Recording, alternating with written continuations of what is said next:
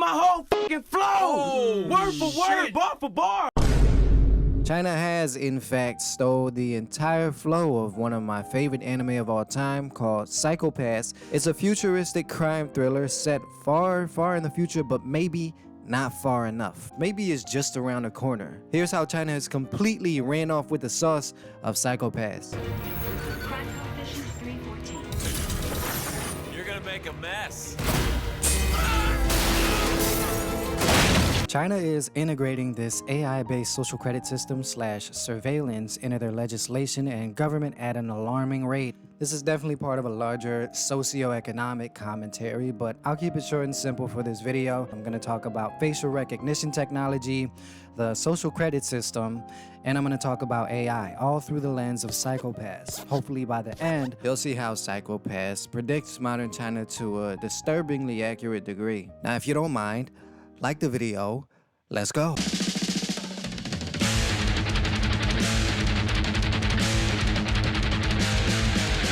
Before I get to those main three topics, I need to cover the overarching theme that's going to encompass the entire discussion, and that's the dreaded panopticon. Basically, the key idea of a panopticon is that if you think you're being watched, you'll act differently. And we even see this in stuff like the double slit experiment, quantum physics. This must be like a hermetic principle, but it applies to social environments as well. But the essence, the true beauty of it, if you want to call it beautiful, is it doesn't matter whether you're actually being watched or not. You'll still change your behavior. The panopticon is not only a type of institutional building, but it's also a system of control. So as you can see, it really works well for prisons, but the concept itself inspires what you call self-policing.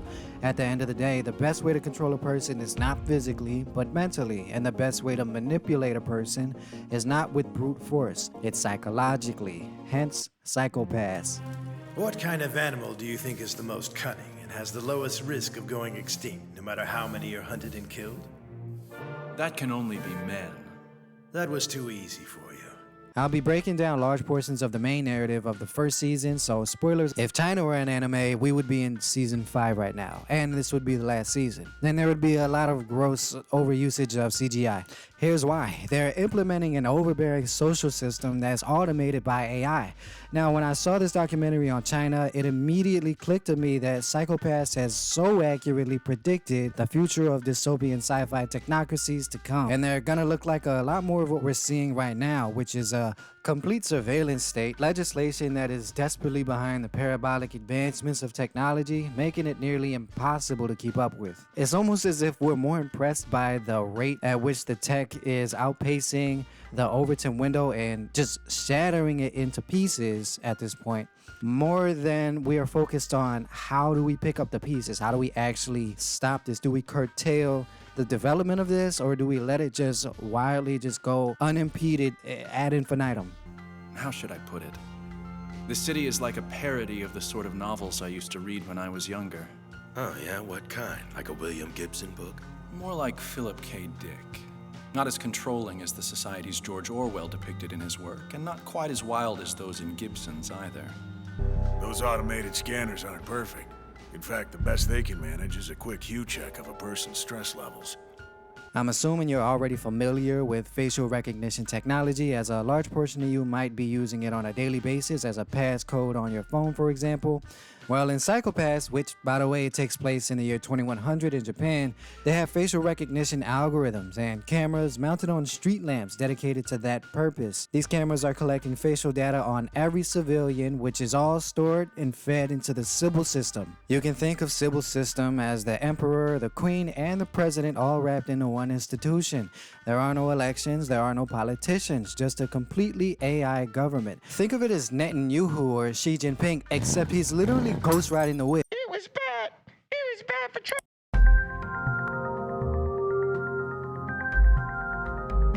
There are entire industries built around facial recognition and the harvesting of biodata in China, especially since that domain expansion from that one time. There's a higher incentive to notate the whereabouts of private citizens to the point where their travel patterns are tracked based on facial recognition systems and other digital footprints, such as where you spend your money, at what time, and on what products. So just like any other algorithm, these systems really want to know you inside and out.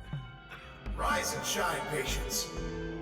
it's time to get up and start our day with a smile.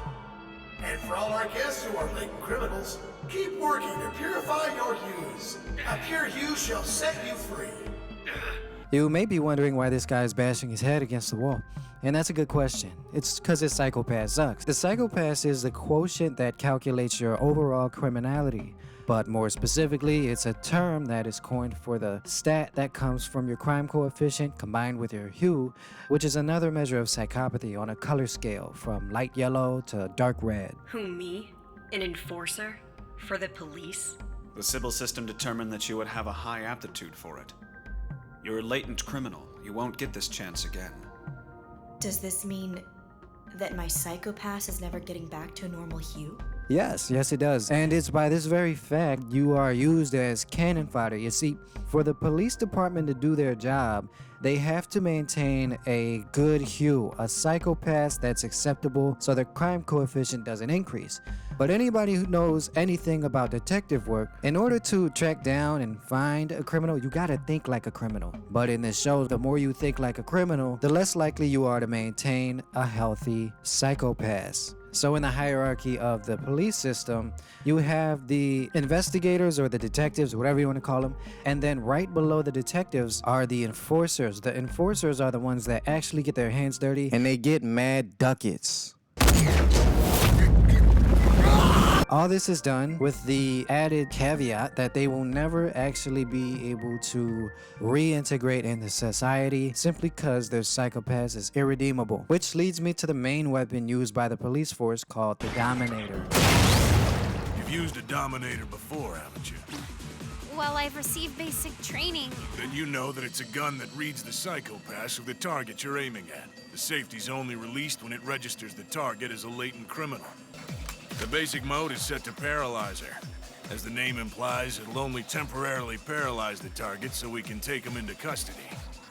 Go on, there's nothing to be scared of. But the downside of the Dominator is that no one actually has control over the Dominator.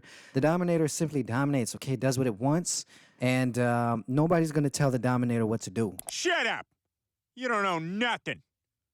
About anything. It's a character in and of itself that'll inflate you like a balloon and paint the walls red with your insides. Enforcement mode. Legal eliminator. Trigger safety now released. Aim carefully and eliminate the target.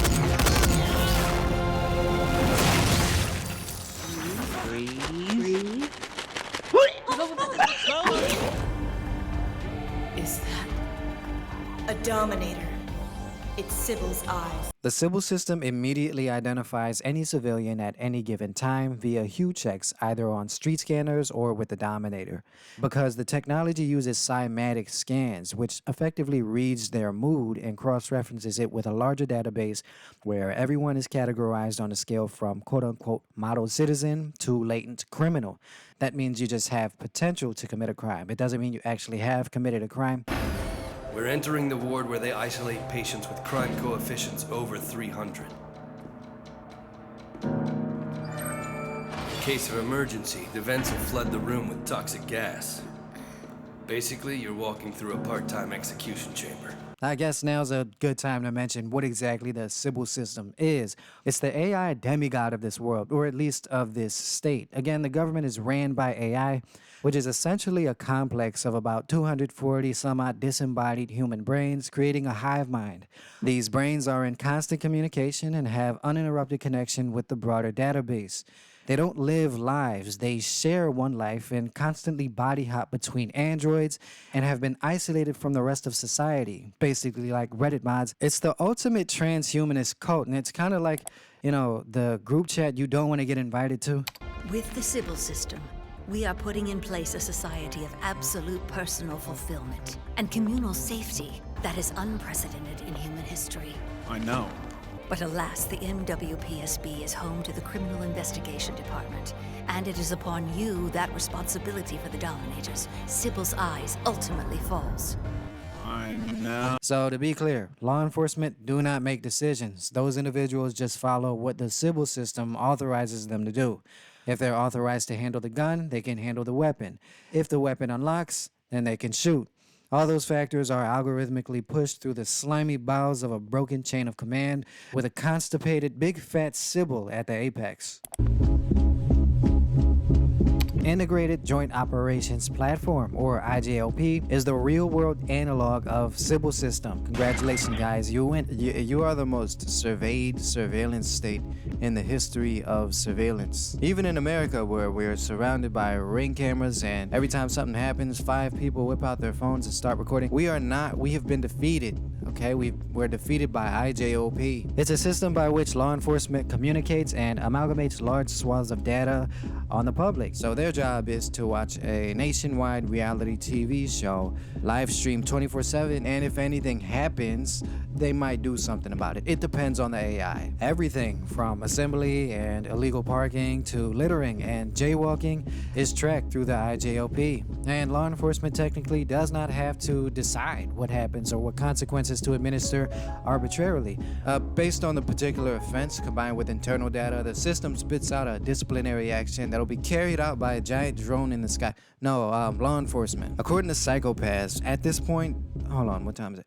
Yep, we're right on pace for street scanners and infinite HIPAA violations. These guys want to make sure that they're able to identify you on a random day out on the street while you're on your way to work. And you have to know that too. You have to know that they have full control. Why? And it's only expanding. If those creepy cameras don't have full coverage in certain areas and there are blind spots, they won't be blind spots for long. And to complement their social surveillance state, obviously, China also implements a social credit system. Double XP anyone? The social credit system tracks significant digital footprint data points from tax and loan payments to gym frequenting and organ donation or blood donation. So basically a scale of good and bad things that a person can possibly do to prove their social value. Keep in mind, this tech is being rolled out in more densely populated areas of the country for the most part, but that's still an absurd amount of people. So this varies, but in China, out of roughly 1,000 points, if your score exceeds 700 or so, you're in good standing. You might be able to earn discounts, you might be able to go to public places a lot easier, or you might be able to skip routine checkpoints. You have a higher degree of quote-unquote freedom. But if your score drops below 500, you're restricted to minimal privileges. So less public transportation, you're gonna be checked more often than not, so stop and frisk galore. You can even be put on a no-fly list just because your social credit is too low, or if your chicken is low. With a cookie, let me school you niggas. If your chicken low, man, chopsticks and noodle. So how scores are calculated is actually not fully transparent. This almost certainly increases compliance because if you're unaware of the particular behaviors that constitute bad behavior, you begin to self-police. This way, people are more likely to err on the side of caution, thinking to themselves, well, if it's even up for question of whether or not I'll get in trouble, I guess I'll just not even attempt it. Also, certain ethnic groups, such as the Uyghur population, doesn't that sound interesting? Uyghur? Xinjiang is home to the Uyghurs. They'll have a lot more difficult time maintaining a high social credit score for obvious reasons. And guess what? They're targets of the largest imprisonment of people based on religion since the Holocaust. Fun fact. If you really want to use cymatic scan data to check a potential suspect's full mental state, job aptitude, crime coefficient, everything, you need to run a dedicated analysis through the Sybil system. With the Dominator and the Sybil system working together, you can reveal a suspect's entire mind in a second. Most of the time. So, as you can see, the Psychopaths is the foundational building block of the social credit system that dictates everyone's relative value in society. It also is the main reason people walk around and are completely oblivious to the perils around them, okay? The dormant killers that are slowly building a rebellion against the government. That's right. There are certain individuals that are dormant because they aren't being picked up by the cymatic scans. Although they are completely ruthless killers, the cymatic scans aren't always perfect. So they're psychopaths, their crime coefficient reads as completely normal, and they will use this to their advantage. Researchers have understood that moderate stress has beneficial effects. It boosts the immune system, for example. Stress motivates us and prepares us for action. It compels our body to survive. However, routine psychopath checks take our stress away from us. There are patients whose stress reaction is so numb, they can't even recognize basic stimulation of their senses. There's a lot of very interesting characters throughout the show that deserve an equal amount of attention. But just for the sake of brevity in this video, I'll zero in on Shogo Makishima. He's the one that makes all the criminals wake up and realize that they can rebel. So, in a way, he's not an anti-hero, but an anti-villain. He's proven to be exceptionally smart, genius, and he must be physically fit. His greatest skill, though, is his charisma. He rarely gets his hands dirty. Instead, he brainwashes and manipulates others into murdering for him. Think of him as a music conductor orchestrating one murder after another. I refer to him as an anti-villain because, in all fairness, Shogo is attempting to bring people back to reality and away from the ever-encroaching reach of the AI government and technocracy.